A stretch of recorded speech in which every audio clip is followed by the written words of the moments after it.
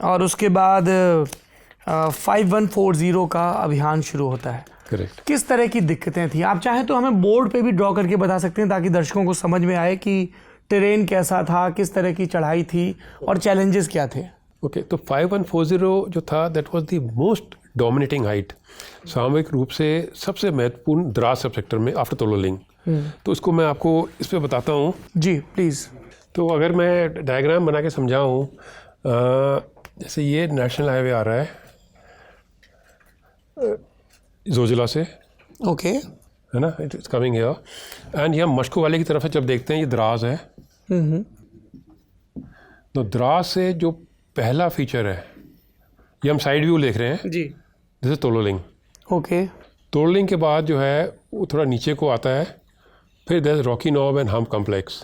Rocky Knob and Hump Complex. Correct जी। और उसके बाद फिर ये है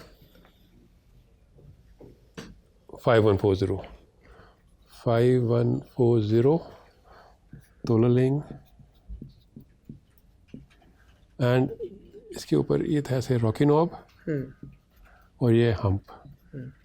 जितनी ज़्यादा हाइट उतना ज़्यादा डोमिनेंस, क्योंकि उनको एक वेंटेज पॉइंट मिल रहा है अटैक के लिए। करेक्ट।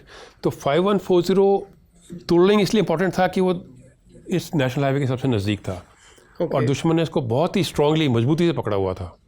When you say मजबूती से पकड़ा हुआ था, मतलब जो ट्रुप्स डिप्लॉयड थे वो ज़्यादा थे, जो वेपन्स डिप्लॉयड थे वो बहुत ही टैक्टिकली साइटेड थे। वेपन्स थे? Medium machine guns was the weapons. और जो 5140 स्ट्रेटेजिकली इसलिए इंपॉर्टेंट था कि वो ना केवल ऑब्जर्वेशन एंड फायर से Tololing but also Dras and national highway 1 alpha को डोमिनेट कर रहा था। ओके। यहाँ से बैठकर जो दुश्मन है वो तकरीबन 30 से 40 किलोमीटर नेशनल हाईवे के ऊपर आर्टिलरी फायर डायरेक्ट कर सकता था।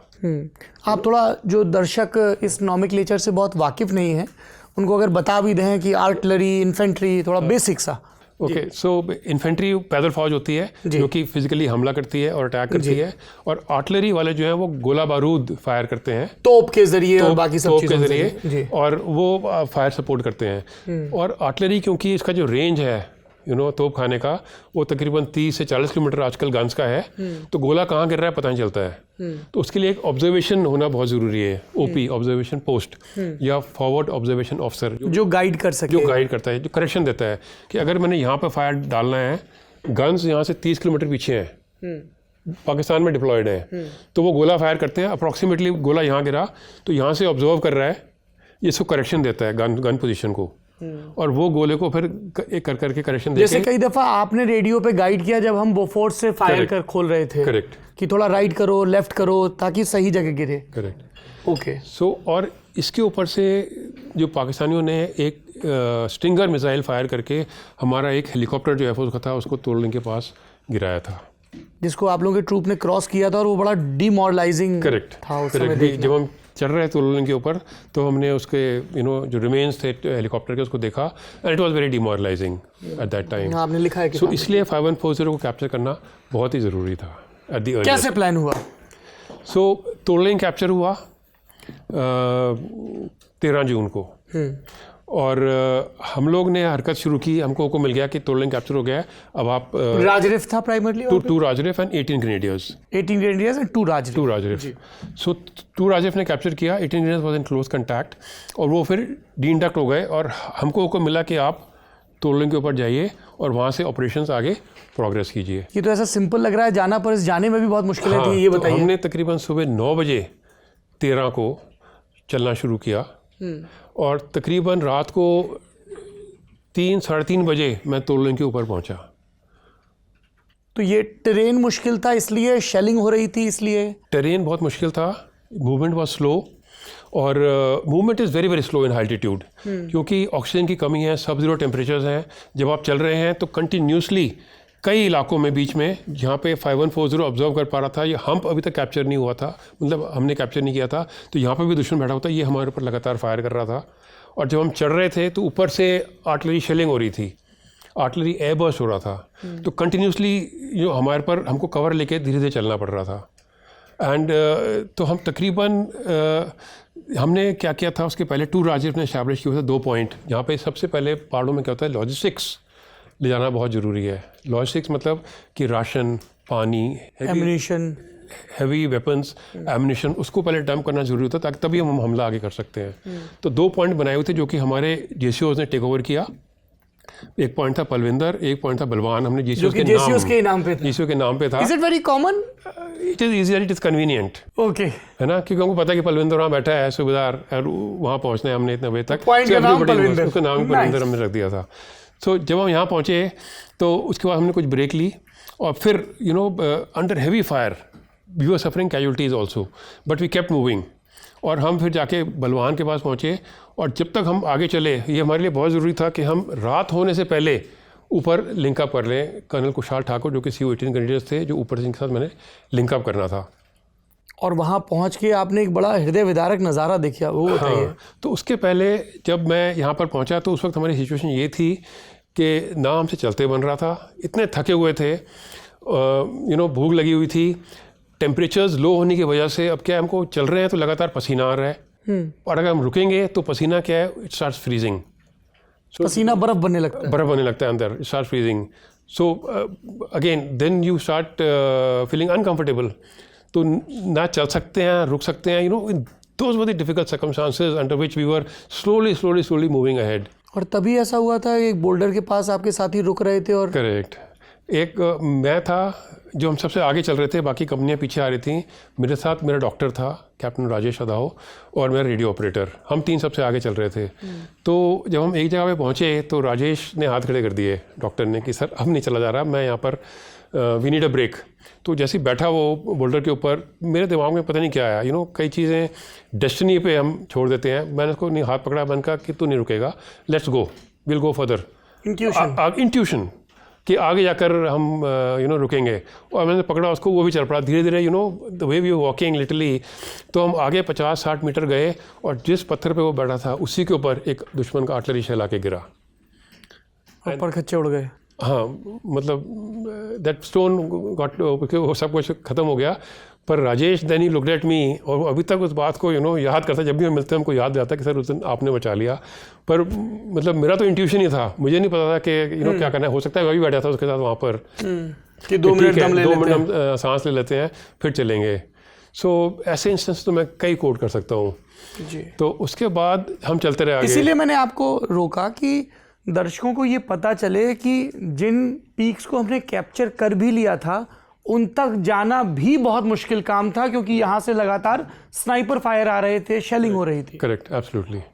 फिर आप पहुंचे तोलोलिंग के टॉप। नहीं, तोलोलिंग टॉप पहुंचने से पहले तोलोलिंग यहाँ तो मैंने से बना दिया है, इट्स अ ह्यूज फीचर। मतलब अगर आप कभी द्रास जाओ तो आप गए हो द्रास? जी मैं गया। Okay, so you would have seen कि it's a huge feature. True. तो ऊपर पहुंचने के बाद भी यू हैव टू लुक कि कहाँ जाना है, कहाँ पहुंचना है। वहाँ पर भी बता सकते हैं। हाँ, एक और एक्चुअली हो जरा इस पे अभी तस्वीर दिखाइए। ये अभी किताब वाला के साथ मास्टर क्लास भी होती जा रही है, प्लीज कम। ये वो हाईवे है जिसका सर जिक्र कर रहे हैं। द्रास, ये श्रीनगर है और श्रीनगर से ये लेह है और ये कारगिल है, जिसको हम कारगिल की लड़ाई बार बार कहते हैं। ये वो इलाका है और ये वो हाईवे जा रहा है। ये श्रीनगर, गांदरबल, सोनमर्ग, ये घुमरी जहाँ सबसे पहले आपने ज्वाइन किया, जोजिला पास जी, क्रॉस करते ही घुमरी, घुमरी के बाद मतैन, और फिर यहाँ से ऐसे राइट टर्न कर जाती है रोड द्रास जी। 4875 यहाँ पर है जी। ये मशको वैली इसको बोलते हैं जी। और द्रास के ऊपर यहाँ पर तोलोलिंग और यहाँ पर 5140, और यहीं से वो सारे फायर आ रहे थे। यहीं से सारे फायर आ रहे थे। और फिर आगे जाकर ये रोड बटालिक होती हुई खलसी और ये लेह की तरफ चली जाती है। और यही 2 बड़े जंग के सेक्टर थे, द्रास एंड बटालिक। द्रास, बटालिक, तुर्तुक, और हाँ इन्हीं इलाकों में ज़्यादातर लड़ाई हुई। जी, अगली तस्वीर दिखा सकते हैं। ये इसलिए भी तस्वीर जरूरी ताकि लोगों को समझ में आए कि जो एक पहाड़ी की बात हो रही है वो कितना विस्तृत है। जी। सो ये तोलोलिंग है, इसकी हाइट थी 4590 metres. 4590, correct. And this is 5140 जिसकी हाइट है 5140। सर ये नॉमेनक्लेचर कैसे होता है कि 5140 और तोलोलिंग, यहाँ नाम है यहाँ नंबर है? हाँ, वो एक्चुअली मैप के ऊपर जब मैप बने थे तो किसी ने वो आ गया नाम लिख दिया या हाइट कर दी। हाँ। पर मैप पे अगर आप देखेंगे तो तोलोलिंग जो इसका नाम है, लेकिन 4590 भी इसके ऊपर लिखा हुआ है। अच्छा, और वो अल्टीट्यूड के हिसाब से? वो अल्टीट्यूड के हिसाब से है, समुद्र तल से ऊंचाई। समुद्र तल से ऊंचाई। अच्छा, तो ये जो हम 4875 सुनते हैं, 5140, ये ऊंचाई के हिसाब से उन करेक्ट फीचर्स के नाम हैं। करेक्ट। ओके, तो आप यहाँ से जब तोलोलिंग ऊपर पहुंचे वहाँ कहानी रुकी थी? इस तरफ से हम चढ़े ऊपर, और जब ऊपर पहुंचे हम रात को तकरीबन 2-2:30 बजे के आसपास, तो कल कुशाल ठाकुर ने एक गाइड भेजा था आगे, कि उनको पता था कि जब वो जो टॉर्च मार रहे थे बुजुर्ग टॉर्च आपको? मार रहे थे बुजुर्ग। हाँ। तो जब मैं तकरीबन 1 किलोमीटर 1.5 किलोमीटर तोलोलिंग टॉप से दूर था और रेडियो पे हमारा कम्युनिकेशन था, तो उन्होंने बोला कि मैं आपके लिए एक गाइड भेज रहा हूँ, वो आपको गाइड करके ले आएगा। तो जब हम उस इलाके में पहुँचे तो मैं देखा कि दूर से वो एक टॉर्च मार रहा है, और हम फिर उसकी तरफ गए। तो उसने बताया कि मुझे कर्नल कुशाल ठाकुर ने आपको गाइड के तौर पे भेजा है, और वो इसलिए भेजा है, एक तो कि आपको वो मिल नहीं पाएंगे क्योंकि ये फीचर जो है इसमें फ़ोटो में भी इतना बड़ा नहीं लग रहा है, इज़ ह्यूज। और दूसरा, दुश्मन ने इसके ऊपर माइनफील्ड ले किया हुआ है, तो आप मेरे पीछे पीछे आना, जहाँ मैं पैर रखूँगा वहीं पैर रखना, वरना बारूदी सुरंगों पे पाँव पड़ सकते। माइनफील्ड या बारूदी सुरंग के ऊपर पाँव रख सकते हैं। तो उस वक्त मेरी सिचुएशन ये थी कि बॉडी जवाब दे चुकी थी, दिमाग जवाब दे चुका था, और उसने मुझे अपना डंडा दिया, मैंने उसका डंडा पकड़ा, और मैं ऐसे 3 में वॉकिंग ऑन ऑल 3s, 2 हाथ और 2 टांगों पे ऐसे चल चल के उसके पीछे पीछे गया। और उस वक्त मेरे दिमाग में यही नहीं था कि मैं किसी सुरंग के ऊपर पैर रख दूंगा, फट जाऊंगा, मर जाऊंगा, वो मतलब दिमाग में आ नहीं रहा था, इतना थका हुआ था मैं, कहने का मतलब ये है। और पीछे पीछे मेरे डॉक्टर और मेरे रेडियो ऑपरेटर, और हम जाके कर्नल कुशाल ठाकुर के पास पहुँचे। तकरीबन 3:30 बजे की बात है सुबह, और वहाँ पे कर्नल कुशाल ठाकुर एक ऐसे पिट खोदी हुई थी, गड्ढे के पीछे बैठे हुए थे।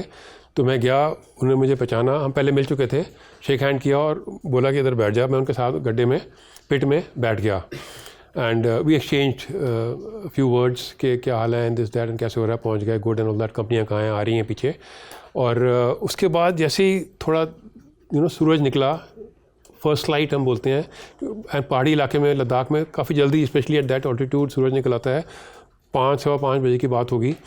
तो मैं देखा चारों तरफ मेरे 8 या 9 18 ग्रेडियर्स के सोल्जर्स की डेड बॉडीज़ थी, जो कि उसी रात को जब हम चढ़ रहे थे ऊपर, they had died in the enemy artillery shelling, जो कि यहाँ से हो रही थी, जो कि आर्टिलरी शेलिंग तो पीछे से हो रही थी, पीछे यहाँ से गाइड किया जा रहा था, यहाँ से कंट्रोल किया जा रहा था। हाँ। तो तब मुझे रियलाइज़ हुआ कि कर्नल कुशाल ठाकुर इतने सीरियस क्यों है वहाँ पर बैठे हुए। और that was my first exposure कि अभी मेरे पास जो आगे जो मेरा फ्यूचर है वो क्या है। उस वक्त मुझे ये लग रहा था कि ये सपना है, क्योंकि मेरे लिए ये चीज़ें इतनी जल्दी हुई थी कि शाहजहाँपुर से 4 दिन में। 10th को मैं गुमरी पहुँचा, 11th को हमको अंडर कमांड 56 ब्रिगेड किया गया to capture, to be reserve to राजरिफ। 12th को हम उधर पहुँचे द्रास, और 13 तारीख को मैं तोड़लें के ऊपर था, 4 दिन में। और उस वक्त जब मैं बैठा हुआ था, आर्टिलरी शेलिंग हो रही है, 5140 से मीडियम मशीन गन का फायर आ रहा है, चारों तरफ गोले फट रहे हैं, दुश्मन इल्यूमिनेशन राउंड फायर करता है। उससे भी एक अलग तरह का माहौल बन जाता है जब इल्यूमिनेशन में सब कुछ नज़र आना शुरू होता है। इट्स लिटिल एयरी जिसको कहते हैं। और मुझे लग रहा था कि मैं अभी नाइटमेयर है ये।